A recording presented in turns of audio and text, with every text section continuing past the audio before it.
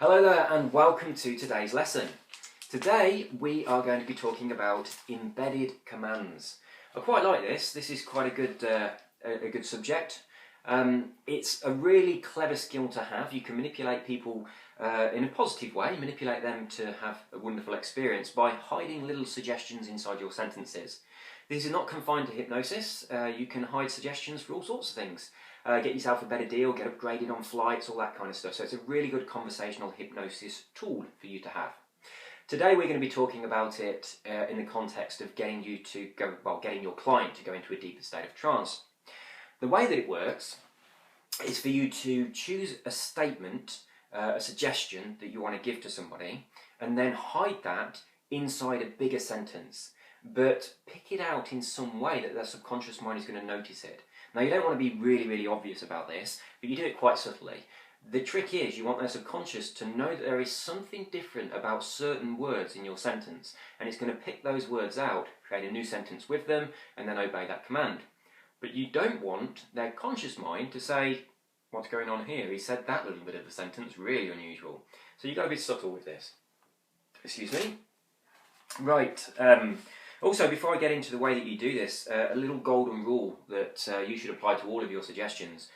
Always state your suggestion or your command in the positive. So, to give you a very common example, so many people say they want to lose weight, and that's being focused on the weight. But what they really want is to become healthy, athletic, slim, sexy, all that kind of stuff. When you completely turn around and you start focusing in the direction that you want to go, focusing on the goal that you want to achieve, the energy of it completely changes. It's kind of like where you focus, that's where your energy goes, that's what gets magnified. So when people are always going on about losing weight, they're thinking about that kind of thing. Or if they're always telling you about some problem food that they want to stop eating, they're thinking about eating. When people do diets and count calories, they're thinking about calories, and they're putting all their energy towards this, and they attract more of that reality to themselves. If people that were struggling to lose weight actually kind of projected an image of what they want to become and then start talking about that, I want to be sexy, athletic, slim, healthy, I want to eat wonderful, refreshing, healthy salads, that kind of thing, I want to enjoy going jogging and running to the gym, the energy of that is what would cause them to move towards it. So whenever you are creating any kind of suggestion or command, it's a really good idea to keep it positively focused. So if you want someone to relax, say becoming more relaxed, becoming more comfortable. Don't say letting go of tension and stress, because that's being focused on the tension and the stress. So moving in this direction. The three different ways that you can do this. The first one's very easy. You take your command and you just stick it inside a sentence as it is. Give you an example, the command go into trance. Very simple. As you go into trance, you'll still be able to hear my voice. As you go into trance, you'll become increasingly relaxed and comfortable. So very easy little suggestion to use, because to say the phrase, as you go into trance, is something that would be completely normal to do during that little bit of time before the formal induction, when you're just having a little bit of chat with your client and telling them what to expect. So when you go into trance, this is going to happen. If you're paying attention, you will also have noticed that I said, as you go into trance, or when you go into trance, not if you go into trance. So there's also, we're presuming here that the person is going to go into trance. It's just a matter of when, it's not a matter of if or if not. So there's another little language pattern in there too.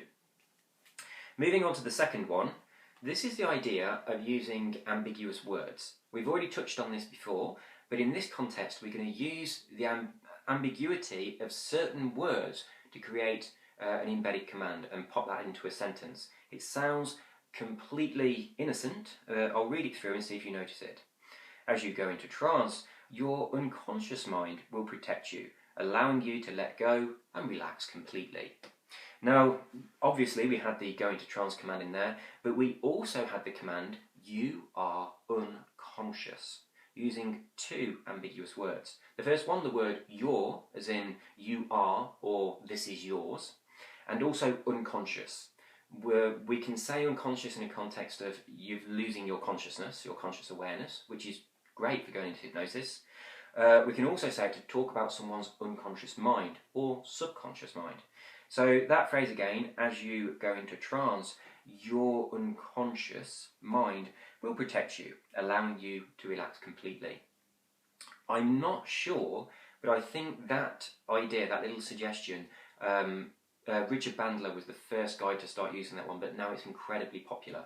If you don't know, Richard Bandler, along with John Grinder, is the co-creator of NLP. We're going to be learning more about him later. He is a brilliant hypnotist. The next one, this is, I'm not going to say it's more complicated, but it takes a lot more preparation. And this is to break your command down into individual words and then put those words into a sentence and then pick them out with some subtle gesture or a change in tonality. So their subconscious mind will just take those individual words, it'll know there's something special about them that links them together, and it will form the command. I'm going to give you a few examples of this. This one, you may have heard something similar to this one before because it comes from a Paul McKenna book. I've changed it quite a lot. I'll just read it through. This will cause you to do something. Let's see if it works on you. When we move into the therapy section of this course, I'm going to arm you with uplifting tools that you can use to scratch away blocks and unleash a potential that's been itching to get out for years. Now, nobody truly knows what they can achieve until they really begin to take action and do it now. Right, that little sentence there, or a couple of sentences, has got a very specific command hidden in it which will cause you to do something. You might have already done it, you might not notice that you've done it. I'm not guaranteeing that it will happen because the chances of you doing this thing were probably 0%. And because I've read that out, the chances of you doing it now have definitely increased. Maybe they've gone up to 20 or 30%, but you won't actually do it until, I mean, if we got to 100%, you would definitely do it, but we've increased the chances of it happening. If you read that paragraph out to somebody else, you can watch to see if they do it. Now, sometimes it takes people a little while, some people do it straight away. I'm going to read the paragraph out again, but this time I will make the embedded command very obvious. When we move into the therapy section of this course, I'm going to arm you with uplifting tools that you can use to scratch away blocks and unleash a potential that's been itching to get out of you for years. Nobody truly knows what they can achieve until they really begin to take action and do it now. So we've got move, arm, uplifting, scratch, itching, nose. The objective of those embedded words is to get someone to move their arm, lift it up, and scratch their nose with their hand. Now, you probably did that. You might have done it and not noticed you did it. You might not have done it. But I will guarantee you this. The chances of you scratching your nose were increased by me reading out that statement. If you read that statement out to other people, some of them will definitely scratch their noses. Now, this is often used as an example because although it's a relatively useless embedded suggestion, it shows people very, very clearly that these things work, because you can do this to someone and then as soon as they scratch their nose, you can say, look, this is what's caused that to happen. And then they can see how these things are incredibly powerful, even though we're not aware of them. So let's talk about a couple, well, before I move on actually, I think it's worth saying that move, arm, uplifting, scratching, itching, nose is not a grammatically correct sentence, but it makes sense. We understand what that's asking us to do. So these embedded commands don't have to be grammatically correct in English, but it needs to be obvious what the intention of the statement is. So I'm going to give you another couple of those. You could put any suggestions in that you wanted to. For example, you can use this session is successful, you enjoy being hypnotised, your life is amazing, become aware of your inner peace. Any of those kind of things hidden inside a statement would work. So I'm going to hide become aware of your inner peace inside a statement. In fact, I've already done it. This is the little phrase that I've come up with, which is hiding those words. Become aware of your inner peace. That is what I want to get people, that's the suggestion I want to put into someone's mind. Maybe if I'm hypnotising someone because they're suffering from stress. As you become more relaxed, I don't want you to lose awareness of your body just yet, because in a few moments you can really enjoy every piece of your wonderful journey into trance. Excuse me. Now, I'll make it a lot more obvious now. As you become more relaxed, I don't want you to lose awareness of your body just yet, because inner, which is kind of cheating a little bit, but it still works, few moments, you can really enjoy every piece, using the ambiguity of the word piece there, of your wonderful journey into trance.